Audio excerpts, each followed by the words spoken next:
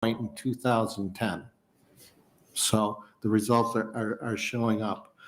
And at this rate, based on the actuarial projections performed by Silverstone Hub, by within 5 years, in 2026, we should be about 80% funded, which means I wouldn't have to come here to see you all, which is always a nice experience. But it's that really is our goal, that within those 5 years, we have this plan 80% funded. In terms of changes to the plan, we didn't do much this past year except for one thing. The corrections guards, the Douglas County Jail, were extended the same plan benefit provisions as the sheriff deputies.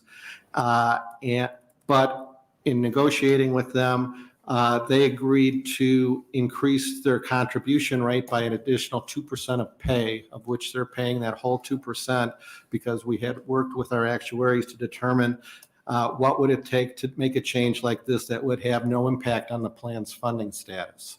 So they kicked in an extra 2%, they get it, but the plan funding status was not impacted. And those are kind of my highlights, and I'd be glad to take any questions from you. Are there any questions? Go ahead. Thank you, Mr. Chairman. Thank you, Mr. Lorenz.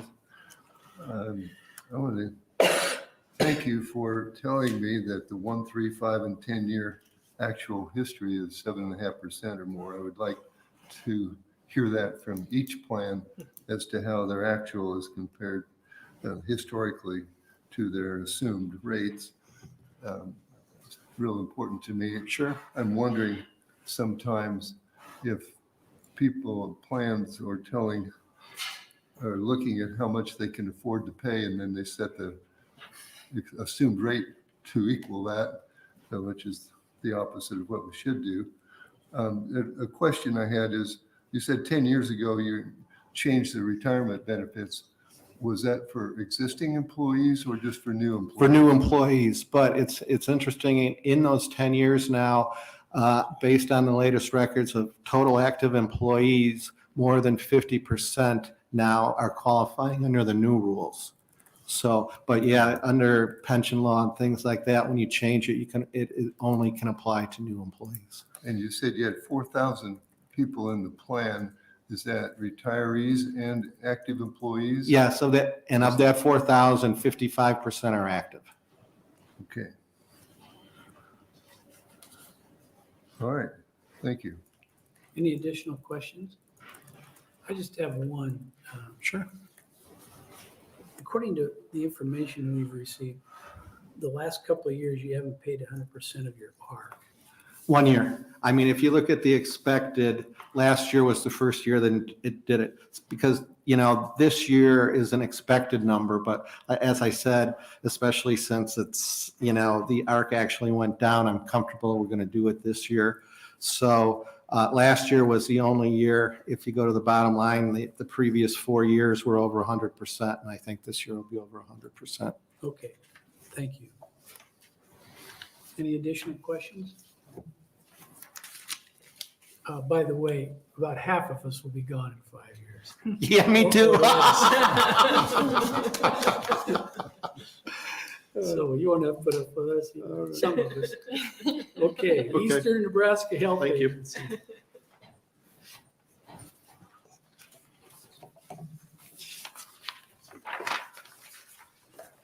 Mr. Gahan.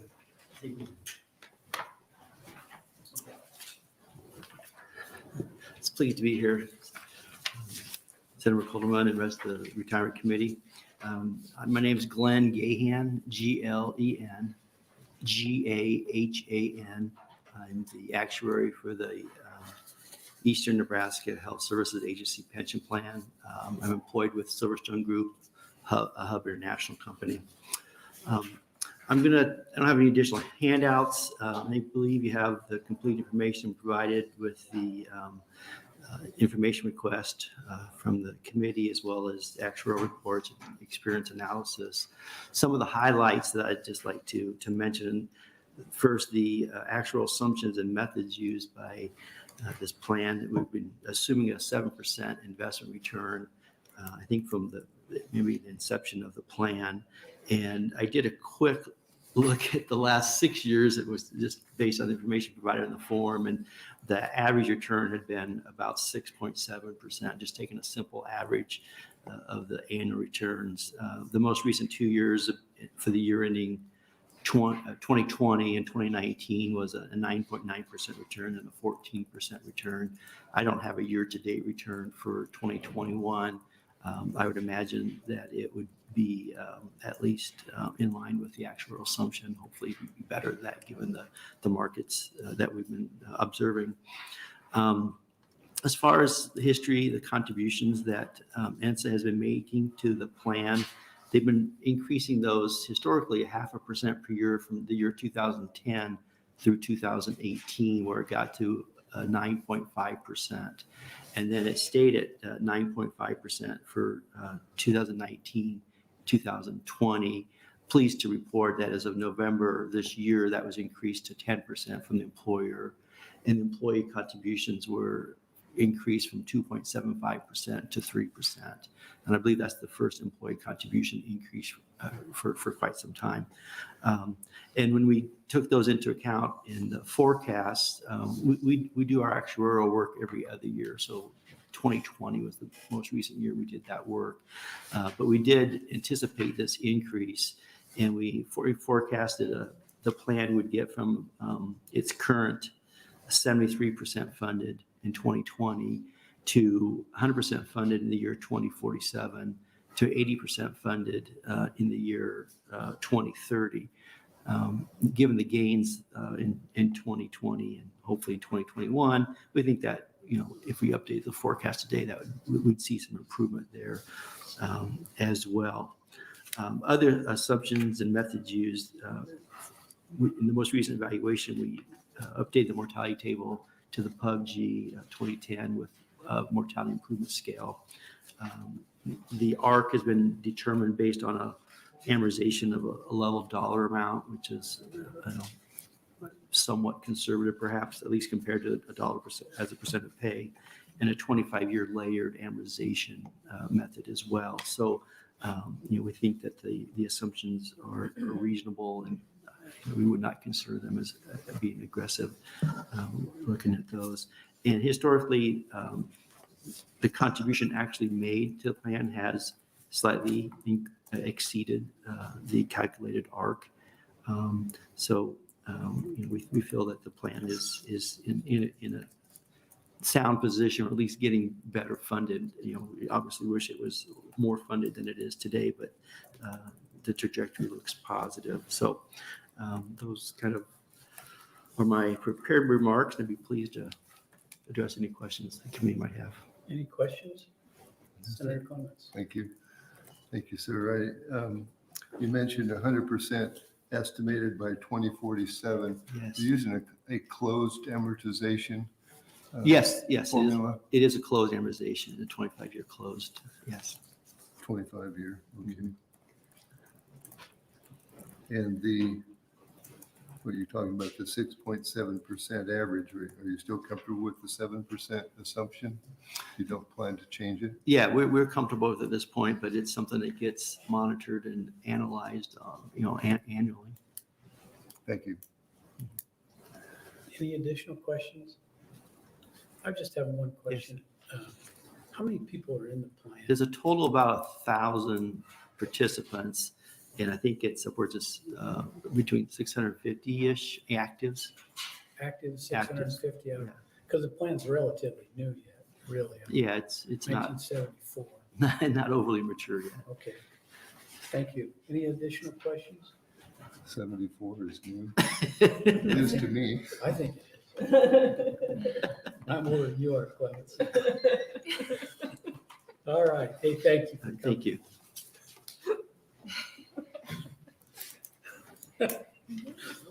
Not much, but yeah. Okay. Next will be OPPD.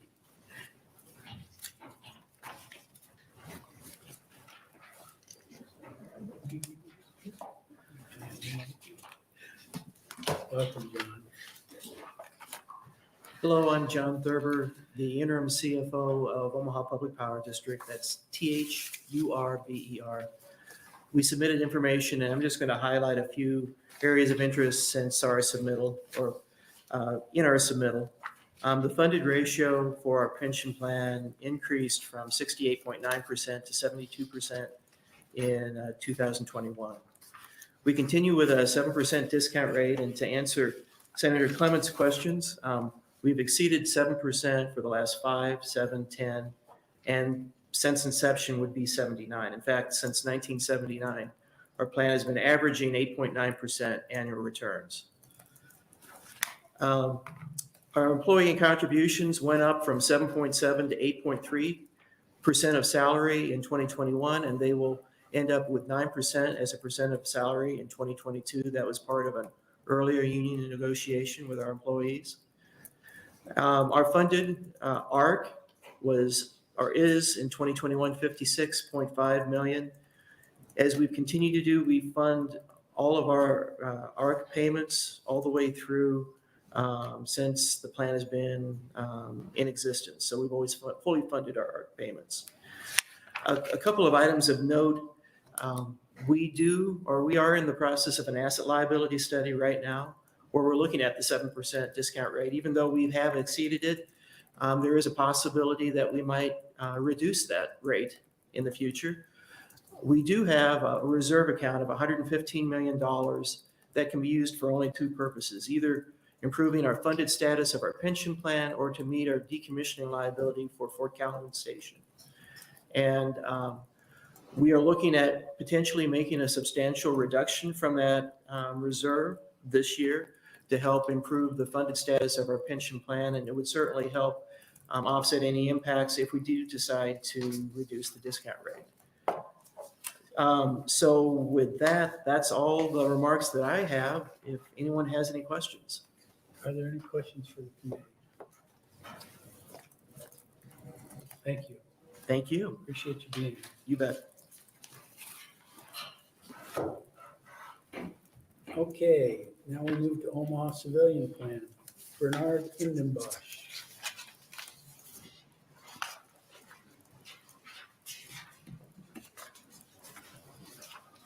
Bernard, we're going to get you out of here quicker than you expected. You know you're last, right? Usually you have another bill before us. We get to talk, so we get to listen to some other things. Save the best for last, Bernard, so the best or worse, depending on your perspective. So, Members of the committee, Senator Coulterman, my name is Bernard Indenbosch, spelled first name Bernard, B-E-R-N-A-R-D, last name Indenbosch. 3 words. First word is lowercase I-N. Second word is lowercase d as in David, E-N.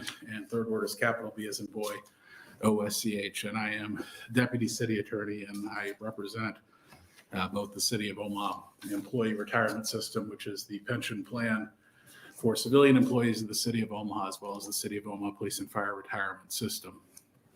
So we're a little bit behind where we normally are, as you noticed from the submittals. If you read the submittals, you'll notice it was last year's submittals. The city and the pension systems did put out a request for proposals for actuarial services. We went through that process, and a new system actuary was selected. Milliman is now the system actuary. They are not permitted to travel. Apparently, that's a corporate policy. Our chief actuary is in Connecticut. I did ask if there was a possibility of her participating remotely, but that was not an option that was available. Unfortunately, there's also, with having a new actuary, it's taken her some time to build a model.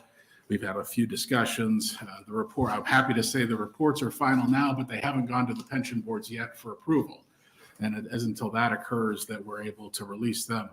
I would expect that on November 17th and 18th, which are the days in this month with the pension systems, that they would be approved. And then I'd obviously be able to, I'll provide them to Senator Coulterman and to Ms. Allen. And then also I will update the table that was attached to the report and provide that as well, so that you have that. Again, because of the delay, most of the information in the study, in the report, is similar to what it was last year. The city is also in the process of doing an experience study this year. We anticipate we'll have that experience study done in January is the latest estimate, and that will be for a period of time. And then obviously there'll be potential adjustments made or recommendations made as to changes in assumptions. The most recent experience study in 2018 did result in some change of assumptions, which I've laid out in obviously the reports that I filed, but the change of assumptions, including that in the rate of return. I also don't have the benefit of Ms. Beckham, who usually sits on my left or my right when at the table. Quite frankly, it's a big loss, and I wish I could say that she was with me. And because the report isn't there, I don't have this year's report. I'm still happy to talk about the things that are there, but I do want to touch on a few of the things in the report. Obviously, the civilian system, which is before us, it funded at a very pedestrian 52.4% in 2020. We know that that's going to increase in 2021. We did have a good rate of return, and the actuarial analysis from 2020 indicated the system would be fully funded in 2048. And I'll talk about why that's the case in a moment. The rate of return for 2020 was 9.74%. The rate of return, I did check with our money managers, the rate of return after 3 quarters in 2021 for the police and for the civilian system is 9.5%. So obviously we'll hope that we'll have additional returns, and that number will be in excess of 10. We have exceeded 8% in both the 10 and 30-year investment returns, though our assumption is 7.5% for the civilian system, which is a little higher than some of the other folks, but it was moved from 8 to 7.5% as a result of the 2018 experience study and based on the recommendation of the actuary at that time. So there is no question that this pension system still has a long way to go. There is no question that we are in a far better place than we were 5 years ago when we, in March of 2015, when we instituted a substantial round of pension reform. And I'll talk about that in a second. But as of the time that we entered into those revisions with the various bargaining groups that are part of the civilian system, there was a cash flow problem, and that the civilian system was going to run out of cash and not be able to pay people in a relatively short period of time. That has changed as a result of the change. And one of the things that we did is we made changes for both those employees who are new employees by having a cash balance plan for new employees. We also made changes not for past benefits for existing employees, but for future benefits for existing employees. And so when it comes to the cash balance plan, it's quite amazing at the turnover that we've had. I think last year we reported that as of 2020, January 1st of 2020, 38% of our workforce was in the cash balance plan, meaning they'd been hired since March of 2015. As we sit here today, as of January 1st of 2021, it's over 43% of our civilian workforce has been hired since March of 2020. As far as the changes for existing employees, obviously there were increases in contributions. The city of Omaha employees contribute 10.08% of their income to the pension plan, and the city contributes about 18% to the pension plan. The difference, and the city increased its contributions roughly 7%, and employees contributed to those changes by a reduction in benefits. Existing employees, the retirement age was raised. We used to be by the rule of 80, now it's the rule of 85. Used to be 60 was the age you could retire, now it's 65. We've done some salary smoothing. It used to be your highest 26 pay periods in your last 5 years. It's now the average of your 3 years in your last 5 years. So there were a number of benefits. And then also the rate accrual per year went from 2.25% per year of service for those in employment prior to March of 2015 to 1.9% for every year thereafter. So there were a number of changes that were made, and I appreciate you look at our funded percentage, and obviously we still have a long way to go. But I'll reiterate what I said last year, and that is we put a plan in place in 2015. That plan appears to be working. The projections still indicate that we're going to be fully funded in 2048. And frankly, my sneak preview of the projections that we saw in the current report may indicate that it might actually be moved up a year or two. I know the next question you're going to ask me is about ARC. This system has not met its ARC since in the last couple of years, since we changed the assumptions prior to the time that was done. And I know Ms. Beckham has explained it in the past, and I will make a statement and then please appreciate that I'm a lawyer and not an actuary, but some of the normal costs for the employees that are for the benefits for the active employees is frankly less than 10%. Most of our ARC is for to pay off those that are already retired. We obviously would like to come closer to meeting ARC. We'll see what occurs. I think we're going to be a little bit better as I anticipate next year's report. The difficulty that we have in doing it is we have a charter provision that does require that there be roughly equal contributions. And I know you'll say, well, there was a disparity in your contributions in what you told me a couple of minutes ago. What occurred in 2015 was at that point, there were roughly equal contributions, but the city put in more money and the employees put in a reduction in benefits for current as well as future employees. So I pass that information along. Obviously, I'm happy to answer any questions as best I can. I will also offer that once we get the new reports and I'm able to mail them to you, I know there isn't going to be a committee meeting, but if any senator would like to have a discussion with either me or with the actuary, or be happy to arrange that one-on-one or in a small group, whatever is most convenient for you, for any of you. And if you want to wait till the experience study's in, so you have the whole package, we're perfectly willing to do that at any point in time. I wish I had those documents to give you so we could be talking about them today. So with that, I'm happy to answer any questions. Are there any questions? Senator Clinton. Thank you, Mr. Chairman. Thank you, Mr. Indenbosch. You did mention changing contribution amounts, and other plans have talked about changing the percentage of employers contribute. When I see the 52%, that looks to me like an adjustment in contribution percentages needed. Are you able to negotiate that or work on those changes? So that we obviously can't do it unilaterally, because with the exception of a very small portion of our employees, everybody is represented by a bargaining group. The practical answer is this, and that is we made these changes that went into effect in March of 2015, and we're 5 years from, this is year 6 of those, and we're seeing some positive stuff. But obviously, as you look back, and the question may be, what's a reasonable period of time to look to see whether those changes are having a positive effect? I think with those changes being in 2015 and with healthcare kind of being the focus in the most recent contract negotiations, it is going to have to be revisited as to whether those contributions are sufficient. We already, not something that was addressed in this round of negotiations, and I'll be frank, we have an unemployment rate that's incredibly low.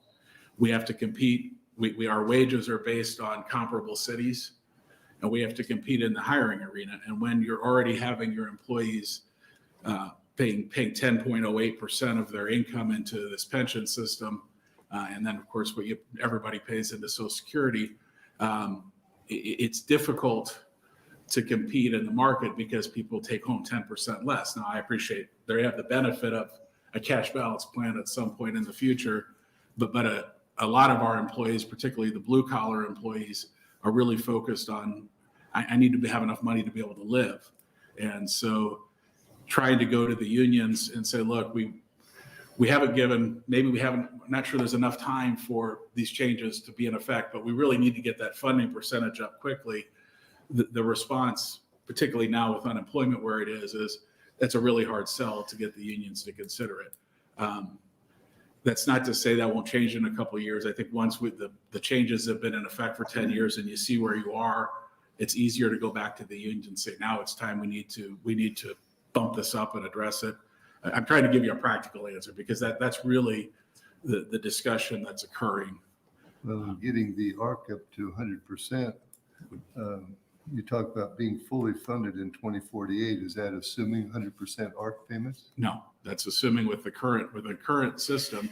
And part of the reason we're under the ARC is because of the amortization schedule. And again, I'm dangerous because I'm starting to talk about things that actuaries understand and I don't. But as I understand it, that's the amortization of the unfunded actuarial liability. But the discussion that we've had with Ms. Beckham in the past is that you don't have to meet your ARC in order to do it, but obviously it would be better and you would get there faster if you did. But a lot of it is because we have so much of our liability, so much of the money that's put in is not for the active employees. It's for the legacy people. And that's a big part of the problem that we have. Because like I said, the normal rate's under 10%. Well, we're putting in 28%, 29% when everything, and obviously a huge chunk of that is going for the sins of the past. And obviously we have to address the sins of the past. Yeah, I can see where a new employee with a cash balance plan would resist paying in for retirees that they're not benefiting from. Yes. Yeah, Thank you. Yeah. Any additional questions? I'll have some, but I'll wait till we get both of them. Oh, done. okay. So, Bernard, why don't we just move right into Sure. the Omaha Police and Fire? You don't have to reintroduce yourself. We know who you are. And let's just go from there. Appreciate it. Thank you. And I'll try not to reiterate. Obviously, the police and fire plan is going through the same issues with changing actuaries. We don't have the report yet. We do anticipate having that in the next couple of weeks. We're also going through an experience study with our police and fire retirement system. And we'll obviously see what those particular things are. There's obviously different assumptions in the police and fire system, as the people on this committee know, because we've unfortunately seen me too many years in a row. The expected rate of return for our system is 7.75%. That's the assumption. I do know from having some discussions with the actuary, our new actuary, that's obviously one of the things that they're going to be evaluating. I will tell you that our investment manager, DeMarsh, which is out of Kansas City, felt comfortable with 8% and pushed back at the reduction in 2018, but there was a reduction in that particular assumption. And I'll make the same comment that I made previously, and that is, if you look at our 30-year average or our 10-year average, we're in excess of 8.5 to 8.75%. The rate of return for 2020 for the police and fire system was 9.27%, and through the first 3 quarters of 2021, we are at 9.6%, slightly higher than what it is for the civilian system. Obviously, the police and fire system is funded at 54.3%, which is nothing to brag about. The numbers are a little lower because of some of the changes and assumptions that we made a few years back. I'll only note and reiterate what I had said last year and what in 2008, it was funded at 38.6%. So again, even worse. And we anticipate the funding ratio based on the preliminary information will increase in 2021. And the projection is still to be fully funded in 2046. I do want to talk a little bit about the history of the changes that were made to try to address the pension system. In 2008, the Bates Commission was formed. The Bates Commission was formed by then Mayor Mike Fahey to look at the pension system.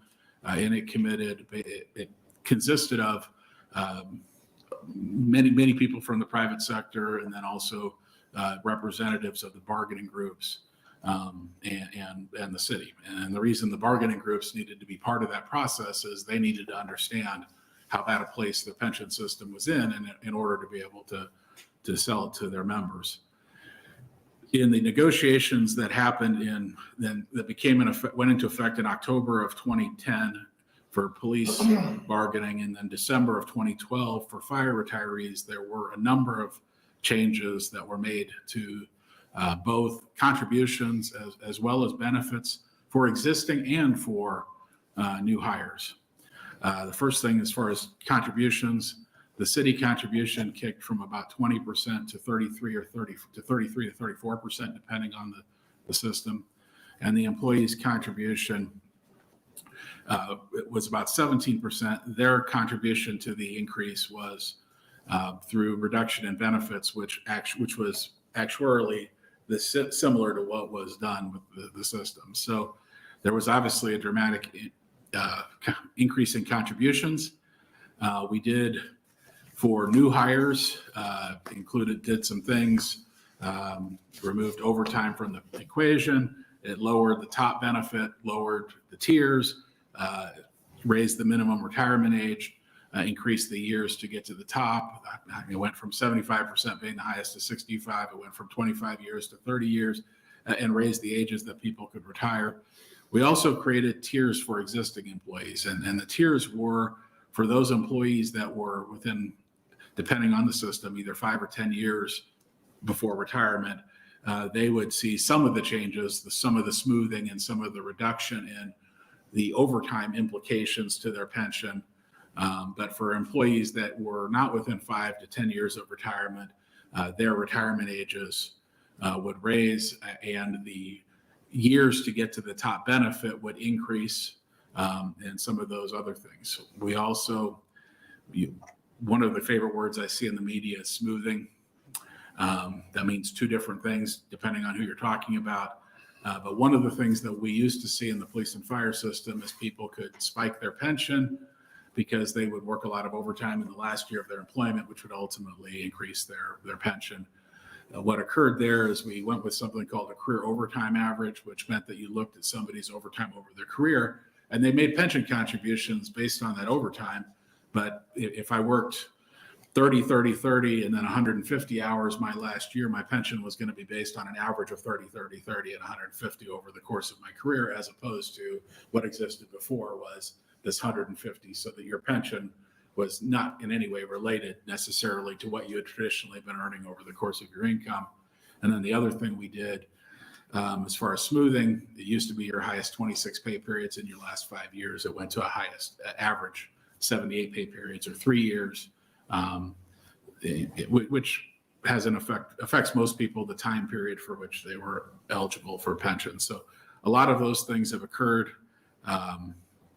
and we're 10 years into that particular solution. And I appreciate you still look at the funded ratio and there's still concerns, but as far as the feedback that we get from not only the city and the systems actuary, but other actuaries used by the union, is that we're on the path to where we're getting. The problem is we have a lot of legacy people who are already retired, and that's kind of a similar thing to what we've already talked about. The new hires are a lot sounder for as far as pension, and we have some of the same issue I think that Senator Clements was recognizing, is the new hires to some extent might be concerned that they might be subsidizing some of the old, and to some extent every employee has to contribute to the unfunded liability, and that the reality is that that's what occurs, and so you have to balance those things. So those are some of the changes that we made.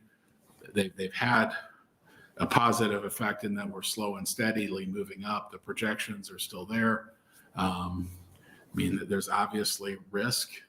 If you have another 2008 or 2 or 3 bad investment years in a row, it'll be a lot more. This seat will be even more uncomfortable to sit in than it already is. And that's just the reality of it. Fortunately, we've had decent returns, and fortunately, things have been moving as projected, and we hope that continues. So anyway, that's Sure. I don't want to get, the report is one you've already seen, so I hate to spend a lot of time on it, but I'm happy to answer any questions about the police and fire retirement system if you'd like. Any questions? I just have a couple of observations. Sure. Or I guess the first one would be a question. Have you given any more thought to, you talk about how new employees are helping pay for the liabilities of the past. Has any more thought been given to looking at your charter with the idea that it would allow the city to make additional contributions on behalf of the pensioners? A fortuitous question, because our charter requires us to have a charter convention every 10 years. They're actually, at this point, the mayor is intending, I think, on calling for a charter sometime in the next 6 months. So we will have a charter convention. I will make sure that gets included in the discussion items. Appreciate that the charter committee ultimately votes things out of the committee. They go to the council. The council has to vote by ordinance to put them on for a ballot, and ultimately our charter only gets changed by a vote of the people. But I will make sure that at least gets put on the discussion. Well, my concern is I would hope that the people of Omaha are aware of the fact that you're asking new employees to accept the blunt of the past. And I don't know that I would say, there was obviously a lot of discussion about pensions and what was going on in the pension systems 12, 13 years ago, up through maybe 10 years ago or 8 years ago. There hasn't really been much public discussion, as you know. I mean, you're more attuned to that than frankly I am. I do think there is a realization amongst some people within the city now that maybe didn't occur in the last couple of years ago, because of some of the difficulty we have in retaining and hiring and retaining employees, that maybe one of the impediments is the relatively large contribution that you have to make. And in many ways that makes, though your top end, your wage may be competitive, your take home wage may not be. Right. And I know that there's more realization of that, because I used to be kind of the sole person that would make that comment. And in the last couple of years, because of, we're having a really difficult time hiring people to drive snowplows and those things. And some of that is it's a product of an unemployment rate that's incredibly low. There's plenty of other jobs, but it's also a product of, my take home pay is substantially below what I think it should be. And I don't have that issue if I go work for some of my competition. Right. The other question, and this is just a question, I don't know if you have you probably can't answer it, but I'm going to ask it anyway. I'll try. When you get, the city goes out and gets classified, they get your bond ratings. Does the pension plan and the fact that your pension plan's only funded 52%, does that affect your bond ratings? Are you concerned about that at all? It's a huge liability that's hanging out there. It certainly affects the bond rating. We went from being the very top, but the reality is we're still, I think, at the third tier down, which is still really, really high. And I know, Senator List, you understand that area more than I do, but it has affected our bond rating in that the rating agencies have, we're not AAA, but we're still AA plus, and we're still have a fairly high rating because of the management of some of the other bonding things. But there is no question that every time a rating agency looks at us, the pension system and the funded, the fact that the pension systems are funded at 54% or whatever it is problematic. There is no question that it does have an effect. Probably, to be honest, and I know that over the last 10 years, with the interest rates being relatively low and you could still borrow money at a very low rate, it probably hasn't had as big an impact as it might if we would get into a time where inflation was a little bit higher and you start to see interest rates go up, and then maybe your rating will have more of an impact. At this point, the city's still able to get historically very competitive rates on all its bonds. But again, I think that's, way out of my, even worse than me being an actuary trying to be a finance guy. But we've had historically low inflation rates for a long time. I just look at it and know that you guys have to do some bonding. We do. It would make a difference, I think especially, we've been fortunate because of Interest the rates are low right interest now, rates. but if inflation continues to climb and interest rates go up, that makes that spread even worse, so. It does. I just was curious. No, I'm I happy to appreciate it. speculate. Any additional questions? I will get those additional things to you. I And then appreciate again, that. please, if anybody wants to have a discussion, don't But we'll get hesitate. those out to the committee once we get them. I'll get them indicated as We soon get as. the, Yep. we get the information out. So I appreciate your with time. that, Thank you. Appreciate it. I don't think we have anybody else. Do we have a, See it. I guess we don't need to adjourn. We're adjourned. Thank you. That's for, That hearing will be Thank you, December Bernard. 8th. but that's for your.